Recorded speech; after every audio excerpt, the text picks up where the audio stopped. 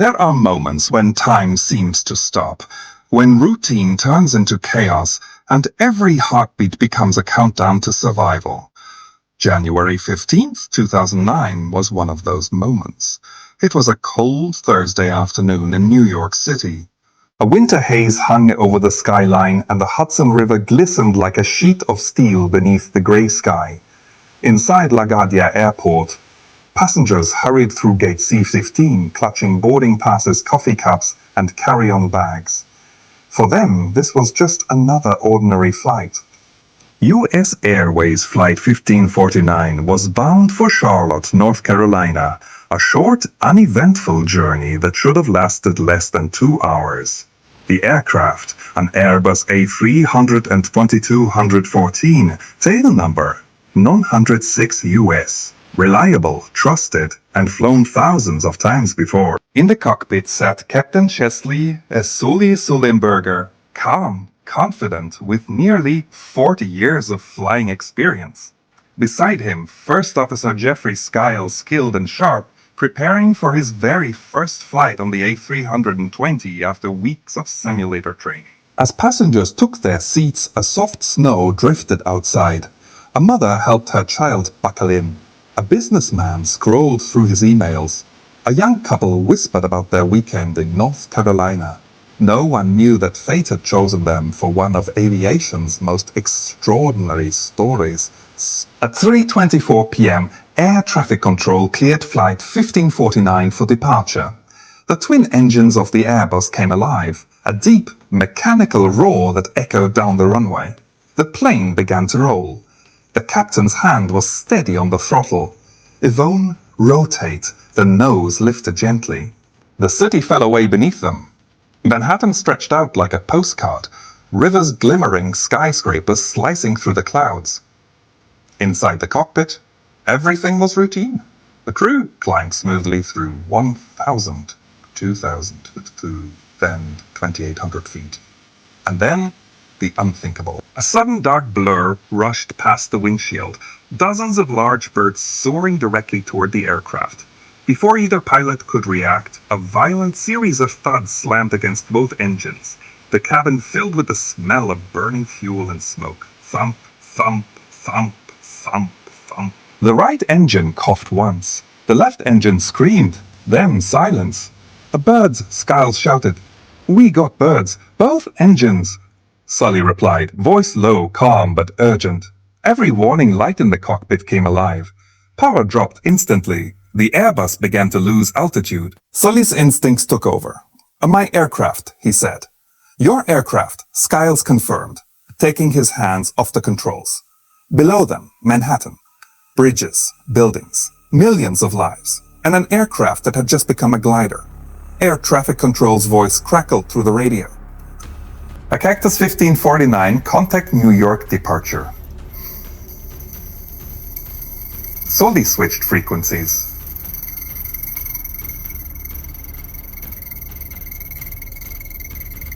A New York departure, Cactus 1549. We hit birds, we've lost thrust on both engines. We're returning back toward LaGuardia. The Cactus 1549, turn left heading 220, came the reply. Runway 13 available. But Sully knew. In those first few seconds he knew. They weren't going to make it back. The aircraft was already losing height fast. 2,500 feet. 2,000 falling. Unable, Sully said, calm as a whisper. We may end up in the Hudson. Inside the cabin, passengers could feel the sudden silence. The usual hum of the engines was gone, replaced by the eerie rush of wind. Some looked out their windows in confusion. Others gripped their armrests, realizing something was wrong. They followed the checklist step by step. Ignition, fuel flow, throttle. But both engines remained dead. Try the APU, Sully said. APU on, Skiles responded. Nothing. They were gliding. A 75-ton jetliner, now a powerless bird, drifting above the most populated city in America. The plane's instruments flashed red. Altitude dropping 1,800 feet. Airspeed falling 210 knots. Every second counted. A Cactus 1549. You can land runway 13, a ATC called again. We can't do it, Sully replied. His tone was flat, but underneath it, Focus, determination. We're gonna be in the Hudson. Down below, traffic moved unknowingly along the bridges. Ferries drifted lazily across the icy river. No one looked up. No one saw the jet descending silently through the clouds. Sully leveled the plane as best he could. He could see the Hudson now. A cold, narrow ribbon of grey water stretching toward the horizon. The only flat surface wide enough, long enough, and maybe, just maybe, survivable. He made his choice. There was no runway, no second chance, only the river. The Airbus 320 sliced through the grey sky, powerless, descending fast. Inside the cockpit, every second was a calculation. Every heartbeat, a decision. Captain Sully's eyes locked on the horizon. His voice was steady, almost unnervingly calm. Altitude? He asked. 1,500 feet, Skiles replied, scanning the instruments. Airspeed 190, descending. The river was coming closer, fast. But there were still buildings ahead. Bridges, towers. They had to clear them first. A speed's good, Sully said softly. A flaps too. Outside, the passengers saw the skyline tilt slightly as the aircraft turned left. A smooth but desperate arc toward the Hudson River. No one spoke. The silence was terrifying. In row 14, a man clutched his phone trying to send one last message. In row 23, a mother pulled her son close, whispering, "It's okay, baby. We're okay." The flight attendants, trained for chaos, walked down the aisle, voices firm but trembling. A brace, brace, heads down, stay down, stay down. Sully could hear them behind him, those words echoing over the intercom. He didn't flinch. He just focused on what little control he had left. Can we make Teterboro? ATC asked over the radio. Sully's answer was short. We can't do it. There was no anger, no panic, just fact. He looked straight ahead. The water shimmering like glass, bridges rushing closer. The altimeter ticked down. 900 feet, 800, 700. He whispered to himself, "We're gonna do it right here." Then, turning to his first officer, "Get ready for impact." Skiles nodded, hands tight on the controls. At 500 feet, the city below was a blur. Cars froze on bridges as drivers saw the plane gliding silently toward the river. Witnesses would later say it looked unreal, too calm, too precise, like something out of a dream. But inside that cockpit, calm was the only weapon they had left. "A flaps full," Sully ordered. "A flaps full," Skiles confirmed. The engines were silent. Useless metal shells. The plane's nose was slightly up, its tail low like a wounded bird gliding home. "Speed 140. Keep it there." At 300 feet, Sully reached for the intercom, his voice low, measured, final. "This is the captain. Brace for impact." Every passenger heard it. Every soul on board understood. Hands tightened on armrests. Eyes shut. Some prayed, others just breathed. The plane cleared the George Washington Bridge by barely 900 feet, an instant from disaster. Then it was all water ahead. Sully aligned the Airbus perfectly with the flow of the Hudson, tail low, nose up. He knew that even a few degrees too steep could mean instant death. The river grew larger, closer, until it filled the entire windshield. Too low. Skiles warned. Sully's eyes didn't move. "Hold it. Hold it. Hold it." Then, impact. A deafening crash echoed across the water. The tail hit first, skimming the surface. The fuselage slammed down with an explosion of spray and ice. Inside, chaos, screams, flying debris. The sound of metal grinding against the water. The aircraft bounced once, twice, then slid across the river like a skipping stone before finally stopping. For a second, silence, just the sound of water lapping against the wings. They'd done it. Against all odds, they were still alive. Sully looked at his co-pilot, both stunned, breathing hard. "Risakuta, is everyone okay?" Skiles asked quietly. Sully didn't answer. He was already unbuckling his harness. "Let's get him out." Behind them, passengers began shouting, "Water! Water's coming in!" The river was rushing into the fuselage through cracks in the belly. The plane was sinking. "Evacuate." Evacuate? The flight attendants screamed, pulling open the doors. Cold wind and freezing mist exploded into the cabin. The first slides inflated, bright yellow against the grey water. Passengers climbed out, trembling, soaked, clinging to each other for balance. The Hudson River was just above freezing. Anyone who fell in had minutes, maybe seconds, before hypothermia set in. Sully moved through the aisle himself, the last man still inside, shouting, "Is anyone there? Move! Move! Head to the wings!" He checked every seat, every row. The back of the cabin was already half submerged. Finally, when everyone else was out, he climbed through the cockpit window onto the wing.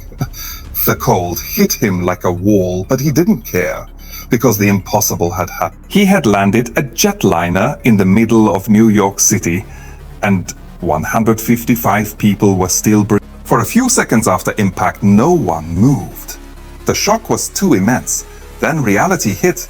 They were floating alive, but trapped in a sinking airplane in the middle of the Hudson River. The icy water rose fast. Within moments, it reached the knees of those at the back. People climbed over seats, pushing toward the emergency doors, desperate but trying not to panic. Outside, a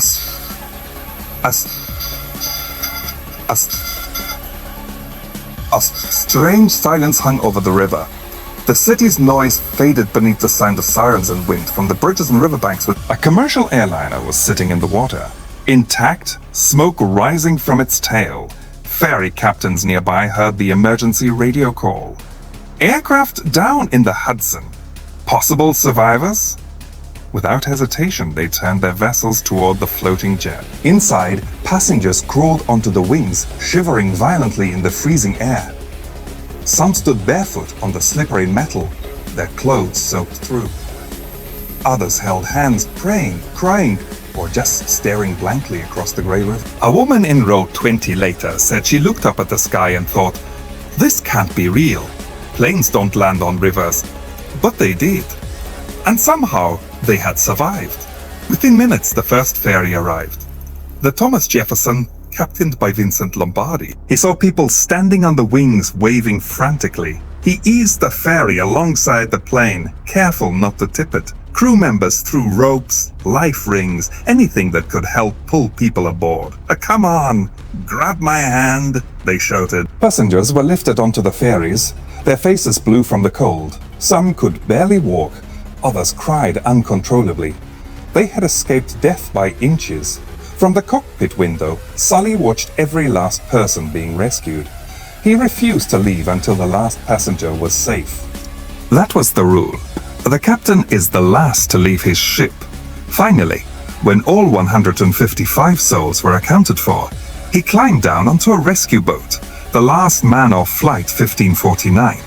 As the ferry pulled away, Sully turned to look at the plane, half submerged now, its wings barely above the surface. For a moment, it was as if the river was reclaiming it, taking the machine that had dared to defy death. He whispered quietly, "We did our job." Hours later, as survivors warmed in hospitals and rescue stations, the world began to realize what had happened. News channels flashed the headline across every screen. Airliner lands safely in Hudson River. All survive. It didn't seem possible, but there it was. Footage of passengers standing on the wings of ferries crowding around like guardian angels. People called it a miracle. But Sully refused that word. "It wasn't a miracle," he said later. "It was teamwork, training, and instinct. We were just doing what we were trained to do. Yet deep down, everyone knew. Training alone couldn't explain it all. Something greater had been at work that day." The investigation began within hours.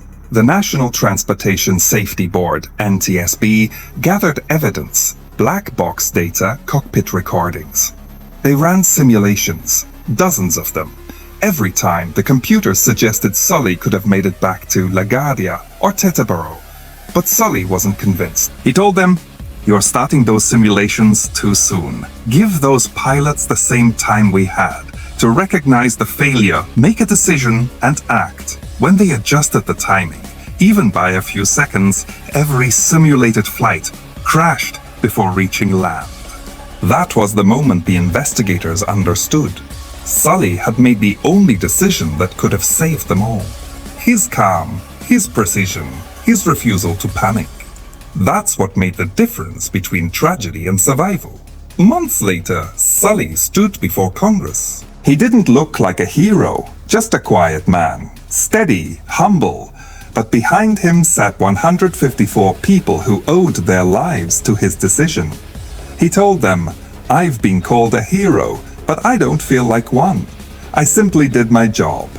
Yet I've come to understand that doing your job well, even once in your life, can mean everything. The room fell silent, because everyone knew he was right.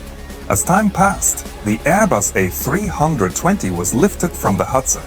A broken, waterlogged shell, but a symbol of hope. It was placed in a museum, wings bent, engines shattered. A reminder of that cold January day when skill met courage. Visitors still walk around it in silence. They look at the cabin, the windows, the cockpit. Some whisper, "How did they survive this?" And in that quiet space, you can almost hear it. The echo of that calm voice over the radio saying, "We're gonna be in the Hudson." The story of Flight 1549 isn't just about aviation. It's about what happens when fear meets courage. When everything goes wrong, and the human spirit refuses to surrender. At safety, 5 people took off that day. 155 people came home. Because one man believed that even in the darkest sky, there's always a way to land.